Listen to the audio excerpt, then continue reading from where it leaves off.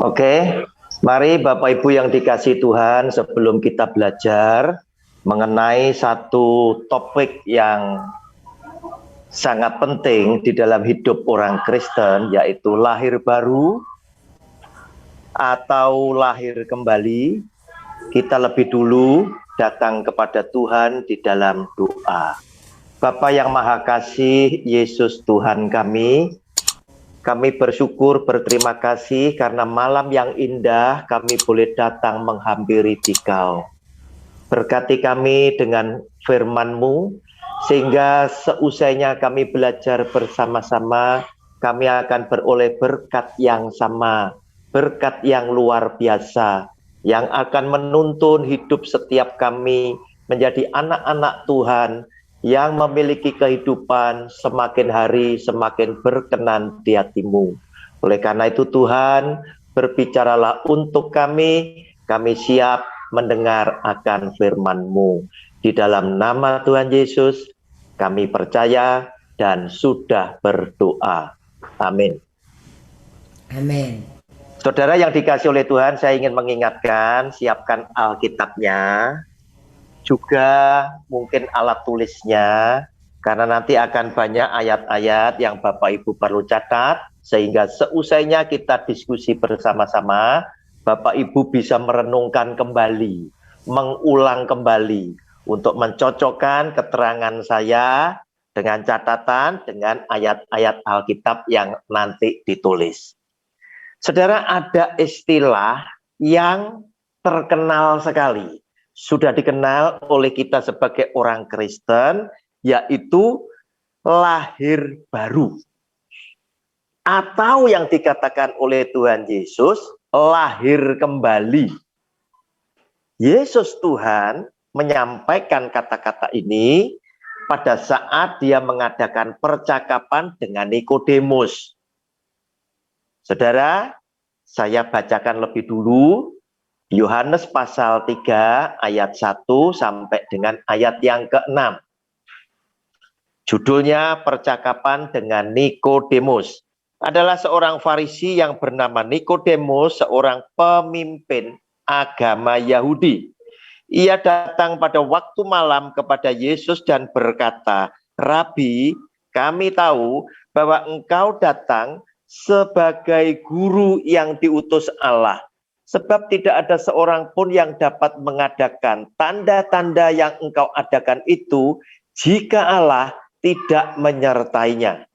Yesus menjawab, katanya, "Aku berkata kepadamu, sesungguhnya jika seorang tidak dilahirkan kembali," silakan digarisbawahi Alkitabnya, "ia tidak dapat melihat kerajaan Allah." Kata Nikodemus kepadanya, "Bagaimanakah mungkin seorang dilahirkan kalau ia sudah tua?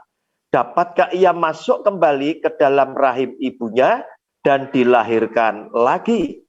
Jawab Yesus, "Aku berkata kepadamu, sesungguhnya jika seorang tidak dilahirkan dari air dan roh," air dan roh digarisbawahi, "ia tidak dapat masuk ke dalam kerajaan Allah. Apa yang dilahirkan dari daging adalah daging, dan apa yang dilahirkan dari roh adalah roh." Saudara, siapa Nikodemus? Nikodemus adalah seorang pemimpin agama Yahudi. Sudah tua, punya jabatan tinggi di Sanhedrin. Yang nantinya Sanhedrin itu tadi yang menghakimi Tuhan Yesus. Nah, saudara, Nikodemus itu tahu tentang Alkitab. Oleh karena itu, dia digelisahkan dengan tanda-tanda yang sudah dibuat oleh Tuhan Yesus. Sehingga dia berkesimpulan, pastilah Yesus ini adalah Mesias anak Allah. Pastilah orang yang disertai oleh Allah, sebab tidak ada orang, menurut pemahaman Nikodemus, sesuai dengan kitab suci yang dia dalami, yang bisa lakukan tanda-tanda seperti yang dilakukan oleh Kristus. Jika orang ini tidak disertai Allah, pasti tidak bisa buat tanda-tanda tersebut. Oleh karena itu, dia nekat datang kepada Tuhan Yesus hanya ingin bertanya. Walaupun masih ada perasaan malu, kalau dia datang di pagi hari, mungkin banyak orang yang melihat dia datang pada waktu malam. Nah, saudara, di dalam perbincangan itu, akhirnya kita menemukan ada beberapa ayat kunci, kata kuncinya. Yaitu yang pertama, Yesus Tuhan berkata di dalam ayat yang ketiga. Yesus menjawab katanya, aku berkata kepadamu, sesungguhnya jika seorang tidak dilahirkan kembali. Kata kuncinya yang pertama adalah, jika tidak dilahirkan kembali, ia tidak dapat melihat kerajaan Allah. Nikodemus datang, memang sedang ingin bertanya, bagaimana orang bisa selamat? Yesus Tuhan tahu, langsung dia kasih tahu. Syaratnya yang pertama, dilahirkan kembali. Kemudian, syarat yang berikutnya, kata kunci yang berikutnya adalah ada di dalam ayat yang kelima. Ayat keempat, Nikodemus heran. Mana mungkin Tuhan, aku kan sudah tua, apakah aku bisa masuk ke dalam perut mamahku lagi dan kemudian lahir lagi? Ayat kelima, Tuhan Yesus memberikan kata kunci lagi. Jawab Yesus, aku berkata kepadamu, sesungguhnya jika seorang tidak dilahirkan dari air dan roh. Berarti semua orang harus dilahirkan dari air dan roh. Ia tidak dapat masuk ke dalam kerajaan Allah. Berarti dilahirkan kembali, dilahirkan dari air dan roh. Saudara, pertanyaannya, apakah ini hanya diperuntukkan untuk Nikodemus atau untuk semua orang? Ternyata untuk Anda dan saya, untuk semua orang juga. Sebab ayat yang ke-6 memberikan penjelasan kepada Anda dan saya, apa yang dilahirkan dari daging adalah daging. Saudara dan saya itu lahir dari daging, tetapi harus lahir kembali. Dan apa yang dilahir dari roh adalah roh. Berarti kita semua yang asalnya lahir dari daging harus tetap dilahirkan kembali menurut roh. Nah, saudara, sekarang ada 3 tadi, dilahirkan kembali, kemudian dari air dan roh. Dan itu berlaku untuk semua orang termasuk saudara dan saya. Saudara, berarti dari kata kunci tadi, kita harus mencari apa artinya air tadi, apa artinya roh tadi. Nah, saudara, dalam bacaan di dalam Injil Yohanes, saya menemukan, silakan dicatat ya, Yohanes pasal 4, ayat 13 dan 14 lebih dulu. Ya, air titik 2, Yohanes pasal 4 ayat 13 dan 14 berkata begini. Ketika Tuhan Yesus ngobrol dengan perempuan Samaria, dia duduk di tepi sumur tadi, perempuan ini mau menimba air, cari air, ada perbincangan. Jawab Yesus kepadanya, barang siapa minum air ini, ia akan haus lagi. Tetapi barang siapa minum air yang akan kuberikan kepadanya, ia tidak akan haus untuk selama-lamanya. Sebaliknya, air yang akan kuberikan kepadanya akan menjadi mata air di dalam dirinya yang terus-menerus memancar sampai kepada hidup yang kekal. Saudara, ayat 14 boleh Anda garis bawahi semua, bahwa air yang diberikan oleh Tuhan Yesus itu justru akan menjadi mata air di dalam dirinya, di dalam hatinya yang terus memancar sampai kepada hidup yang kekal. Dari pembacaan ayat ini kita belum dapat menangkap apa arti air tadi. Saudara, Kita tambah ayat yang lain, Yohanes pasal yang ke-7. Ayatnya yang ke-37 dan 38, 30 sampai 39. Judul bacaannya adalah air sumber hidup. Ya. Dan pada hari terakhir, yaitu pada puncak perayaan itu, Yesus berdiri dan berseru, "Barang siapa haus, baiklah ia datang kepadaku dan minum." Nah, ini bicara air lagi, saudara. Barang siapa percaya kepadaku, seperti yang dikatakan oleh kitab suci, dari dalam hatinya akan mengalir aliran-aliran air hidup. Yang dimaksudnya ialah roh. Garis bawahi, yang akan diterima oleh mereka yang percaya kepadanya. Sebab roh itu belum datang karena Yesus belum dimuliakan. Nah, saudara, ketemu sekarang. Air yang dimaksud, yang ditawarkan oleh Tuhan Yesus, supaya kamu datang kepada Dia dan minum itu tadi, yang akan menjadi mata air di dalam dirinya, ya. Bahkan di dalam Yohanes pasal yang ke-7 ayat 38, redaksinya kurang lebih hampir sama, dari dalam hatinya akan mengalir, ya. Aliran-aliran air hidup, itu sama artinya akan memancar, ya.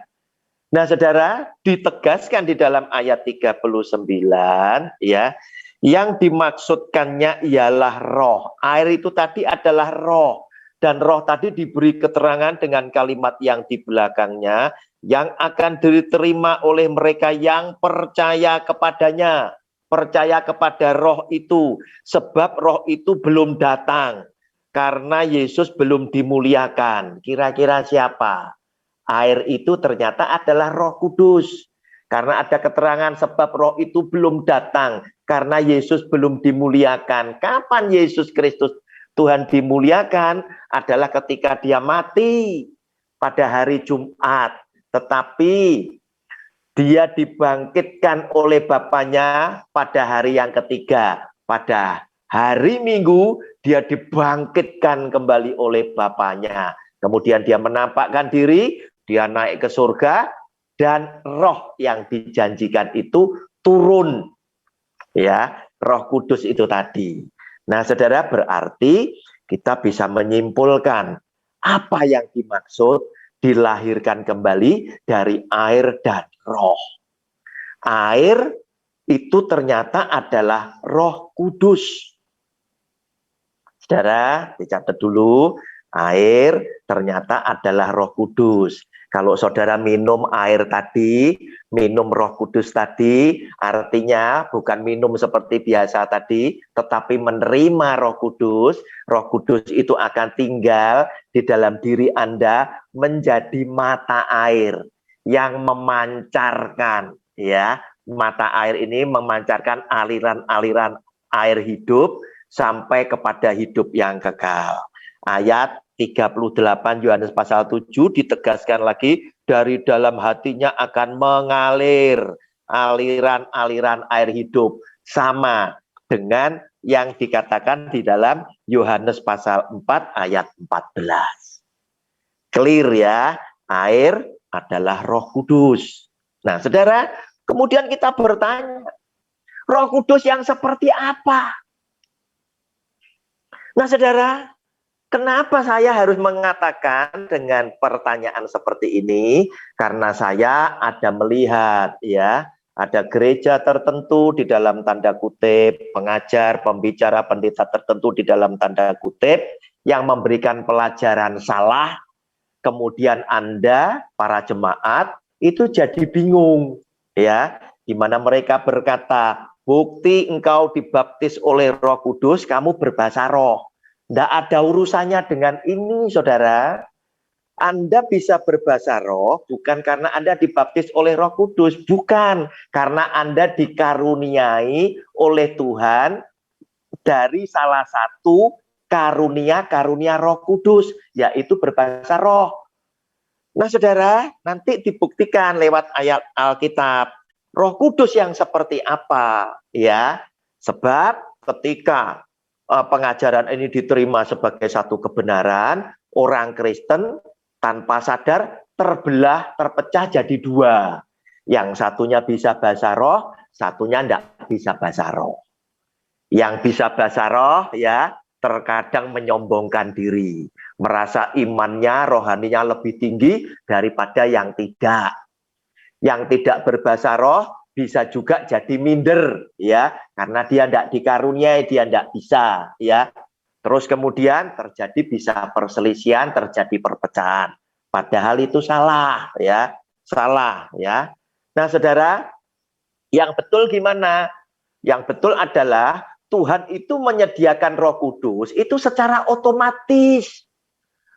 Ya, buat yang tidak bisa berbahasa roh bisa timbul kesimpulan, aduh, cari Roh Kudus kok sulit.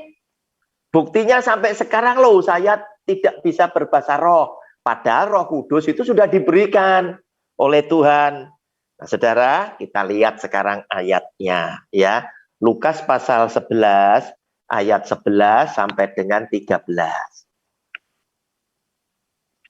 Lukas pasal 11 ayat 11 sampai dengan 13.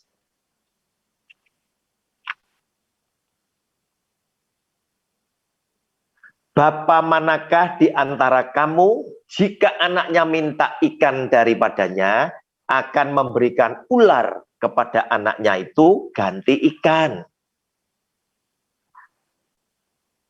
12. Atau jika ia minta telur akan memberikan kepadanya kalajengking. Satu ayat lagi. Jadi, jika kamu yang jahat tahu memberi pemberian yang baik kepada anak-anakmu, apalagi Bapamu yang di sorga, ia akan memberikan, apa saudara? Kalimat mulai ia akan memberikan Roh Kudus kepada mereka yang meminta kepadanya. Tidak sulit, memang Roh Kudus yang terbaik itu disediakan kepada saudara dan saya, dan oleh Tuhan Yesus dijanjikan sebelum dia pulang ke surga. Aku akan mengutus seorang penolong yang lain. Nah, itu tadi. Jadi jangan diajarkan dengan ajaran yang melenceng, serta menimbulkan kesan terima Roh Kudus sulit. Sebab kapan saudara akan terima Roh Kudus? Karena di situ dikatakan kamu harus dilahirkan kembali ya, dengan air dan roh. Nah, saudara, ternyata air itu bicara tentang baptisan air.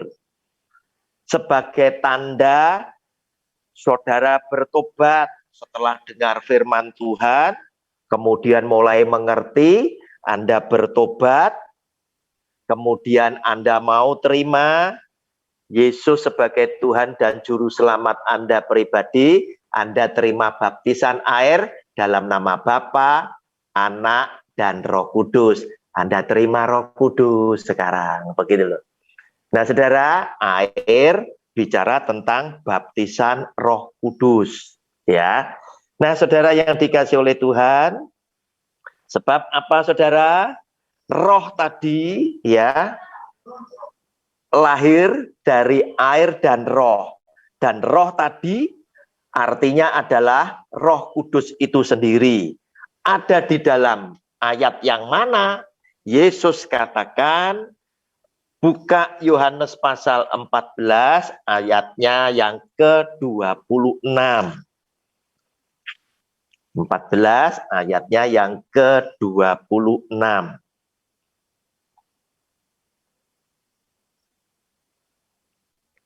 Tetapi penghibur yaitu Roh Kudus, ya. Kita tadi harus dilahirkan kembali oleh air dan oleh roh.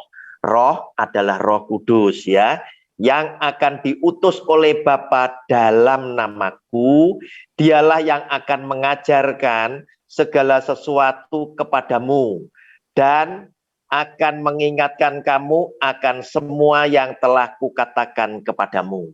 Saudara, istimewanya Oleh karena Roh Kudus tadi sudah tinggal di dalam hidup saudara, Anda sudah terima Roh Kudus, maka Roh Kudus tadi akan berkarya.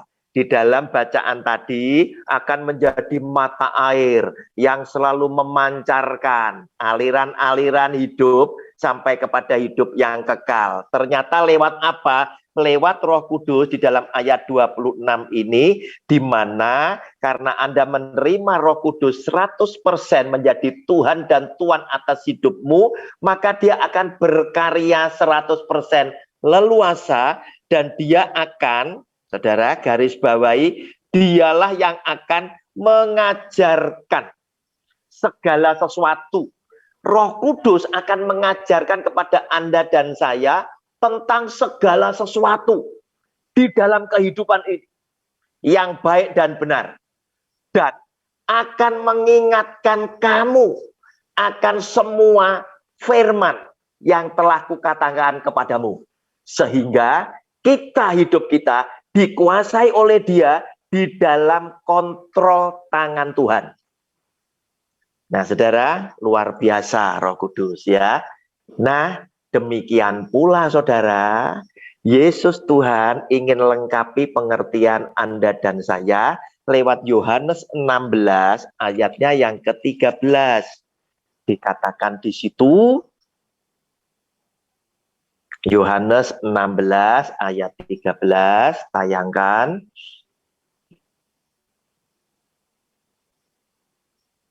Ini semua firman keluar dari mulut Tuhan Yesus. Tetapi apabila Ia datang, yaitu Roh kebenaran, Ia, garis bawahi saudara, terus semua, Ia akan memimpin kamu ke dalam seluruh kebenaran. Berarti Roh Kudus akan berkarya di dalam hidup saudara dalam 3 hal.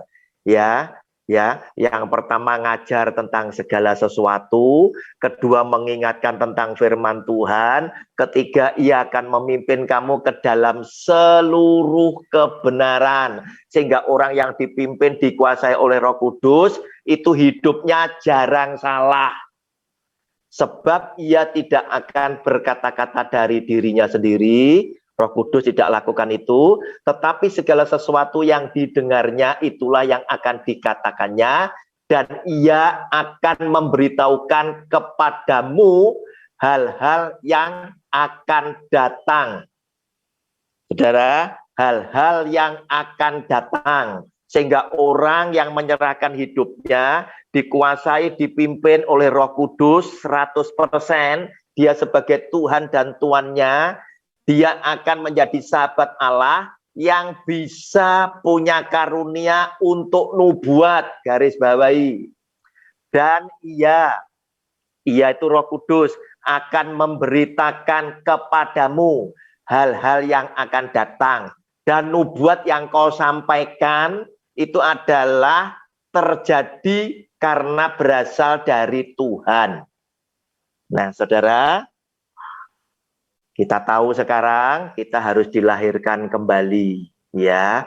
Oleh karena itu, lewat pelajaran yang singkat ini, Anda dan saya diminta oleh Tuhan Yesus mengkoreksi diri. Sebab apa? Nikodemus yang tua, punya jabatan tinggi, ternyata dinilai oleh Tuhan Yesus, kamu ini harus lahir kembali. Kamu ini harus lahir baru. Harus dilahirkan kembali oleh air dan roh. Kalau tidak, kamu tidak akan dapat tempat di dalam kerajaan surga. Demikian pula apa salahnya Anda dan saya mengkoreksi diri kita masing-masing. Tuhan, betul tidak setelah aku hidup sebagai orang Kristen sekian puluh tahun, sesungguhnya aku sudah lahir kembali. Saudara perlu cek apa betul Roh Kudus sudah tinggal di dalam kehidupan saudara. Kemudian Anda betul-betul dipimpin oleh Dia ke dalam seluruh kebenaran. Juga Anda juga diajar oleh Roh Kudus tentang segala sesuatu. Dan Anda selalu diingatkan tentang firman daripada Tuhan Yesus yang pernah Dia katakan. sehingga hidupmu senantiasa menjadi Alkitab yang terbuka, yang bisa dilihat oleh semua mata, di mana di dalam kehidupan Anda itu mengalirkan, memancarkan aliran-aliran air hidup yang mengagumkan bagi setiap penontonnya, karena mereka menyaksikan di dalam hidup saudara ada Yesus yang hidup di dalam kehidupanmu. Demikian yang bisa saya sampaikan. Tuhan Yesus memberkati keluarga saudara dan keluarga saya. Amin. Masih ada waktu, barangkali ada yang mau bertanya, silakan Cimelan. Ya, puji Tuhan ya, kita sudah mendengarkan sabda firman Tuhan ya. Saya beri kesempatan, mungkin ada yang masih ada waktu sebentar. Saudara yang mau bertanya boleh, Pak. Terima kasih untuk semua. Selamat malam. Saya yang bertanya, Pak Roni. Ada 3 hal yang Pak Roni tadi sampaikan dari ayat-ayat itu sudah kami kami catat. Mengajarkan segala tentang keselamatan ya. Iya. Ya, dan yang kedua temanya itu selalu mengingatkan kepada diri kita tentang firman Tuhan yang telah disampaikan. Iya. Oke, kita pernah. Itu pun kita juga bercakap-cakap dengan Tuhan lewat Roh Kudus. Tapi kadang-kadang ini keinginan hati kita tuh kok melenceng. Iya. Itu. Yang ketiga, mengajar tentang kebenaran yang memancarkan, apakah di situ ada Alkitab yang terbuka, memancarkan air hidup, dan juga ada Yesus hidup di dalam diri kita. Ini yang kadang-kadang itu yang kami terus terang gak mampu. Tuh. Karena apa? Tuhan itu sangat-sangat, kalau saya katakan wow gitu loh Pak Roni. Nah, iya. Ini resepnya seperti ini, kira-kira mendekatilah, minimal mendekati itu yang konkretnya di dalam kehidupan kita bagaimana, gitu aja Pak Roni. Terima kasih. Oke, terima kasih Pak Januel. Inti daripada pertanyaan Pak Januel kalau bisa saya simpulkan adalah bagaimana kita bisa hidup di hadapan Tuhan, menjadi anak Tuhan yang begitu mengasihi Dia, ya. Oke, padahal Roh Kudus sudah kita terima, dan Roh Kudus yang kita persilahkan menjadi Tuhan dan Tuan atas hidup kita akan berkarya leluasa dengan 3 perkara yang hebat. Yang pertama, ya, dia akan mengajarkan tentang segala sesuatu dalam hidup kita, mengingatkan tentang firman yang pernah dikatakan oleh Tuhan Yesus. Dan yang ketiga, dia akan memimpin kita ke dalam seluruh kebenaran, ya. Otomatis orang yang demikian ini dikuasai, dipimpin sepenuhnya oleh Tuhan, yaitu di dalam Roh-Nya yang kudus, kita akan jarang salah. Tetapi kenyataannya natur hidup kita manusia ini yang penuh dengan kelemahan, cacat celah dan dosa, seringkali itu sulit, ya. Pertanyaannya Pak Januel, bagaimana kita bisa menjadi anak Tuhan yang begitu mengasihi Dia? Saya memberikan ilustrasi, ya. Seorang anak, ya, tentunya sejak kecil dia menikmati, dia menyaksikan perjuangan kedua orang tuanya untuk dirinya yang begitu luar biasa. Sehingga anak ini langsung mengambil satu kesimpulan, papa mamaku ini adalah orang yang sangat baik atas hidupku. Mereka berjuang untuk masa depanku. Sehingga ketika dia mulai mengambil kesimpulan seperti itu, pastilah anak ini menaruh kepercayaan kepada papa mamanya bahwa mereka berdua adalah orang yang baik atas hidupnya. Akibatnya apa? Kalau orang sudah percaya dengan papa mama, kita sudah percaya dengan Tuhan, pasti diikuti dengan timbulnya benih kasih kepada orang yang dipercayai. Anak terhadap papa mama, dia timbul kasih. Papa mamaku orang yang tak percaya. Kemudian papa mamaku ini adalah orang yang pasti tak kasih. Akibatnya Yesus Tuhan berkata, kalau kamu memangnya mengasihi aku, ternyata di situ dikatakan di dalam Yohanes pasal 14 ayatnya yang ke-15. Kalau kita percaya kepada Tuhan itu bukan cuma mulut loh. Oleh karena itu saya selalu mengingatkan para pembicara, silakan ditayangkan Yohanes 14 ayat 15. Saya selalu ingatkan para pembicara yang khotbah di mimbar Tuhan, Anda jangan cuma bilang percaya saja. Karena apa? Ada banyak orang Kristen yang males melakukan, cuma ngaku percaya tok, begitu loh saudara ya. Nah, Yesus Kristus Tuhan itu ngajari, jikalau kamu percaya sama aku, ya itu artinya muncul benih kasih, ya. Dan benih kasih itu bisa Anda buktikan. Jikalau kamu mengasihi aku, kamu akan menuruti segala perintahku. Sama seperti anak yang sudah percaya sama papa, mengasihi papa mamanya, maka kata-kata nasihat papa mamanya itu akan dituruti di dalam kehidupannya.